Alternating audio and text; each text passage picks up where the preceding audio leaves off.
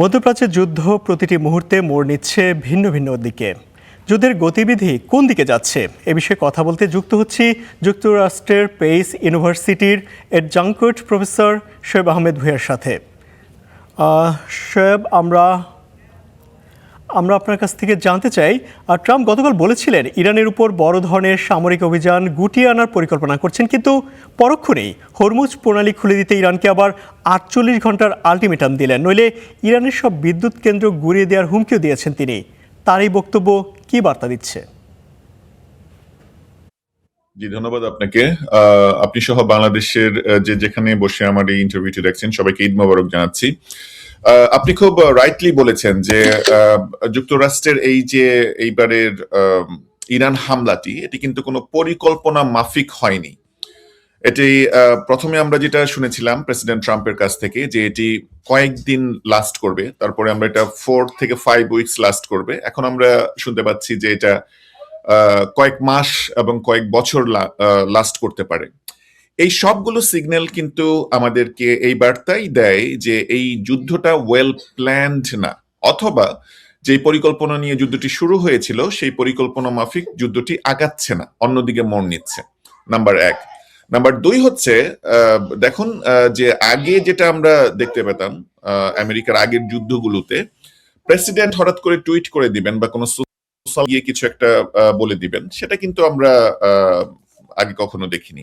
এই unconventional president Donald Trump উনি আজকে বলছেন এবং কিছু সিগন্যালও দিয়েছেন, যেমন ইরানের তেল রপ্তানির ক্ষেত্রে কিছু কিছু নিষেধাজ্ঞা তুলে নেওয়া হয়েছে খুব রিসেন্টলি, যেটা কিনা কিছুটা একটা বার্তা দেয় যে একটা সম্পর্কের উত্তরণের জন্য। তারপর দিনই বা তার কয়েকদিন পরেই আবার সোশ্যাল মিডিয়াতে এসে ইরানের এনার্জি সেক্টর গুলো, ইলেকট্রিক পাওয়ার প্ল্যান্ট গুলোকে উড়িয়ে দেওয়ার টোটালি নির্মূল করে দেওয়ার যেই ঘোষণা, সেটি আবার ভিন্ন বার্তা দেয়।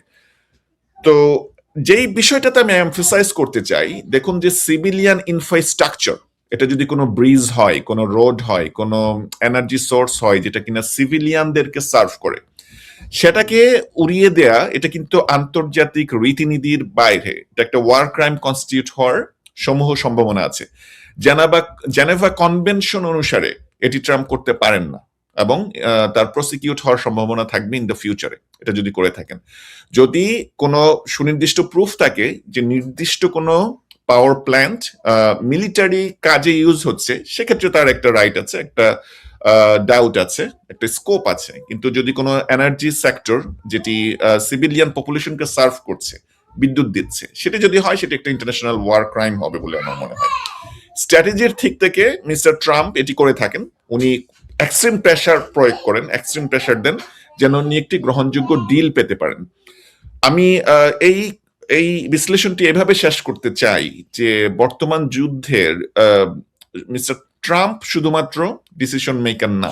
এখানে যেটা আমরা আমেরিকা থেকে বারবার অ্যাকিউজ করছি যে ইসরায়েলি একটি বড় লবি, যুক্তরাষ্ট্রের যিনি যুদ্ধমন্ত্রী আছেন, প্রতিরক্ষা মন্ত্রী আছেন, তিনি সহ যিনি ইসরায়েলের একটি বড় লবি, তারা এই যুদ্ধটাকে পুশ করছে, এটাকে লিঙ্গার করছে তাদের ওন বেনিফিটের জন্য।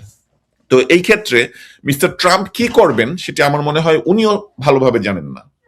ধন্যবাদ আপনাকে। জনাব শোয়েব, আরেকটি বিষয় আপনার কাছ থেকে জানতে চাই, এর মধ্য দিয়ে কি ইসরায়েলের প্রতিরক্ষা ব্যবস্থা ভেঙে পড়লো, কিংবা সেখানকার দুর্বলতা কি সামনে চলে আসলো? জি, আপনি হয়তোবা ইসরায়েলের যেই রিসেন্ট পাওয়ার প্ল্যান্ট সিটিতে, তাদের যেই এনার্জিক পাওয়ার প্ল্যান্ট সিটিতে যে আক্রমণ হয়েছে ইরানের ব্যালিস্টিক মিসাইল, সেটির কথা উল্লেখ করছেন। তো দেখুন যে ডিমোনাতে যেই ইসরায়েলের আণবিক যেই প্রকল্পটি আছে, সেটি ইসরায়েলের প্রথম এবং সবচেয়ে বড় প্রকল্প। ইসরায়েলের যেই ফার্স্ট প্রাইম মিনিস্টার বেনগোরিয়ান, তার সময় থেকেই কিন্তু তারা এই রিসার্চটি করছে, এবং আলটিমেটলি আনঅফিসিয়ালি, ইসরায়েল কখনো এটা স্বীকার করেনি, কিন্তু অফিসিয়ালি আনঅফিসিয়ালি তাদের 100+ পারমাণবিক বোমা আছে। এবং আইরনিটা সেখানেই যে ইসরায়েল একটি দেশ যেখানে তারা নিজেরা পারমাণবিক বোমা তৈরি করেছে, 100-র বেশি পারমাণবিক বোমা আছে, অ্যাবাউট 130 সোফার। তারা কখনো ডিক্লেয়ার করেনি, তারা আন্তর্জাতিক আণবিক সংস্থায় কখনো কোনো চুক্তি করেনি।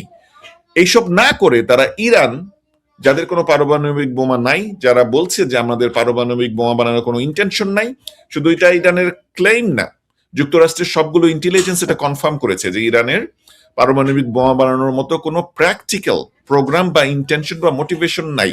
আপনারা দেখেছেন যে আমেরিকার কাউন্টার টেররিজম সেন্টারের ডিরেক্টর জো ক্যান্ট কয়েকদিন আগে রিজাইন করেছেন এই যুদ্ধের প্রতিবাদ করতে গিয়ে, এবং জো ক্যান্ট কিছুদিন আগে টাকার কালসনের একটি শোতে বলেছেন যে আমাদের কাছে ইন্টেলিজেন্সের কোনো ইনফরমেশন ছিল না যে ইরান কোনো পারমাণবিক বোমা তৈরি করছে বা যুক্তরাষ্ট্রের জন্য সেটা থ্রেট। তারপরও এই যুদ্ধকে পুশ করা হয়েছে, আবার ইসরায়েলের বেনিফিটের জন্য।